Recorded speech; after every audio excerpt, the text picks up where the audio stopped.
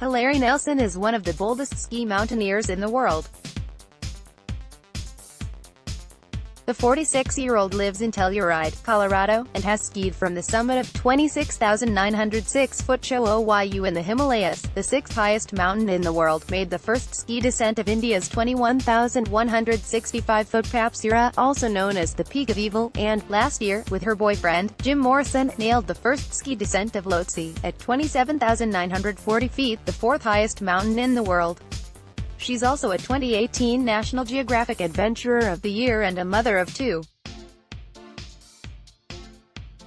When she's not shredding big mountain lines around the world, you can find her lapping runs at her home mountain or revisiting her roots at Stevens Pass in Washington's Cascade Mountains, where she first learned to ski at the age of 3. Here are her favorite resorts and inbounds runs from over 4 decades of skiing. Taos, New Mexico, courtesy Taos Ski Valley, lift ticket, $110. This was the first place I ski bummed when I was a 19-year-old dirtbag. All the super steep K-shoots off Kachina Peak are awesome, high adventure lines, and they're pretty accessible. There's a lift to the top now, but it rarely opens. The peak is open to hikers more often, and I actually like that you have to work to get there. When I was a ski bum, I stayed in the town of Taos, which is a 30-minute drive from the resort.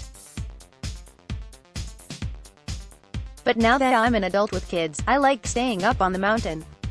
The last time I was there, we got a room at the Blake. It's super nice. You walk out and you're on the hill. Telluride, Colorado, courtesy Telluride Ski Resort, Ben Eng, lift ticket, $139. Telluride is my home mountain, so it's obviously my favorite. The hike to terrain is some of the best anywhere, especially off Palmyra Peak, which is technically inbounds but takes 45 minutes to an hour to get to.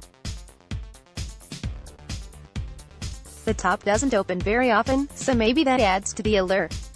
Mach M stairs plunge combines 3 different runs, count Mach M, spiral stairs, and plunge, off of Chair 9. It's a big giant bump run, meaning it's a good way to get in shape. You just lap it. It's steep, north-facing, and always dependable. Dynamo, off Chair 14, aka the Gold Hill Lift, is probably my other favorite. It's off a high-speed quad, and it's this fast, straight-to-the-bottom run, which you can do in 3 minutes. It's steep, rarely very moguly, and there are all these little secret shots off of it. The town of Telluride is small, but cool. The lifts come right out of town, and you can walk everywhere.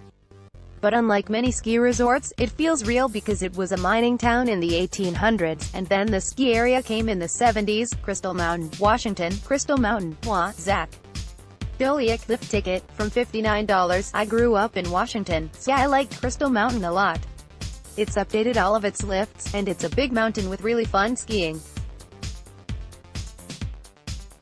The snow is good, and there is a lot of it.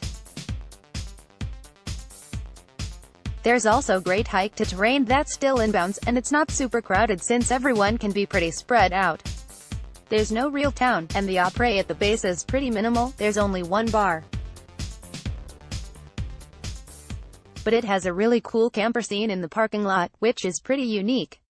The mountain allows it and even has hookups and services for RVs. It's a total ski bum scene. Jackson Hole, Wyoming skier Jess McMillan at Jackson Hole Mountain Resort. Courtesy Jackson Hole Mountain Resort, lift ticket, $154. Jackson Hole has amazing side country access, and I tend to go out the backcountry gates if I have the option. But there's lots of steep skiing inbounds, too. I love Cody Bowl, Rock Springs Bowl, and the Hobox, below the tram. I like all the terrain off the Thunder and Sublet quad chairs, and Corbett's Couloir is an incredible, classic inbounds run. The local scene in Jackson is a little more intense, a little more aggro.